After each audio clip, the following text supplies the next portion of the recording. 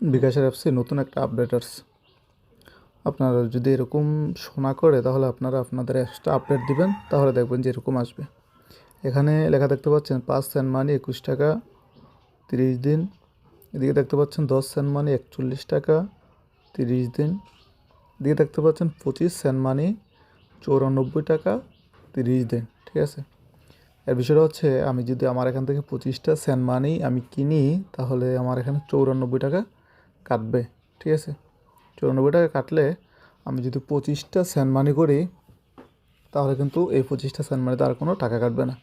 তো একটা সেন্ট মানি করতে আপনার 10 টাকা কাটে। যদি এমনি না কিনি তাহলে একটা সেন্ট মানি করতে 10 টাকা পর্যন্ত কাটে। তো 25টা সেন্ট মানি করতে গেলে আপনার 25 টাকা আর 250 টাকা কেটে যাবে। তো তার থেকে যদি আমি এখান থেকে 94 টাকা দিয়ে 25টা সেন্ট মানি কিনি, তাহলে কিন্তু আমার আর এই 250 টাকা খরচ হবে না। আমি এখন 5টা সেন্ট মানি কিনে আপনাদেরকে দেখাবো। আমি এখানে ক্লিক করলাম, শর্তাবলীতে ক্লিক করলে আপনারা দেখতে পাচ্ছেন এখানে অনেকগুলো লেখা আছে, বিস্তারিত এগুলা পড়তে পারেন। তো আমি এগুলো পড়ছি, আমার এগুলোর দরকার নেই। আমি এখনই কিনুন এখানে ক্লিক করলাম।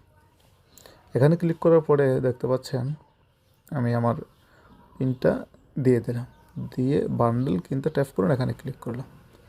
এখানে ক্লিক করে আমি 25টা সেন্ট মানি ক্রয় করলাম। তো এখন দেখেন আমি আমার একটা নাম্বারে সেন্ড মানি করব।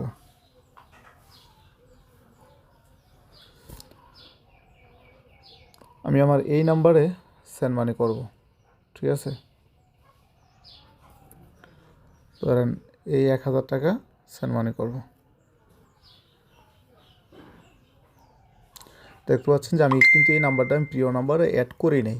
যদি প্রিয় নাম্বারে অ্যাড করি তাহলে কিন্তু এইটার সেন্ড মানি ছাড়াও কিন্তু টাকা কাটবে না, কিন্তু আমি প্রিয় নাম্বারে অ্যাড করি নাই, তারপরেও আমার এখান থেকে কোনো বাড়তি কোনো টাকা কাটতেছে না। ঠিক আছে, তো আমি সেন্ড মানি করে আপনাদেরকে দেখাচ্ছি।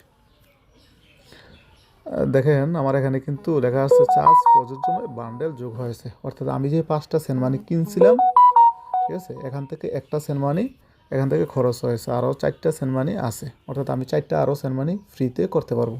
তো এমনিতে যদি আমি 5টা সেন্ট মানি করতে যাই তাহলে কিন্তু আমার কাছ থেকে 50 টাকা কেটে নেবে। আর এমনি যদি আমি 21 টাকা দিয়ে 5টা সেন্ট মানি কিনি তাহলে কিন্তু আমার আর 50 টাকা কাটবে না। ঠিক আছে, আমি এসব দেখাই। এখানে হচ্ছে 21 টাকা, 21/5, অর্থাৎ একটা সেন্ট মানি 4.4 টাকা 20 পয়সা একটা সেন্ট মানি পড়তেছে। তো আমার আরও 6 টাকা মতো বাঁচতেছে।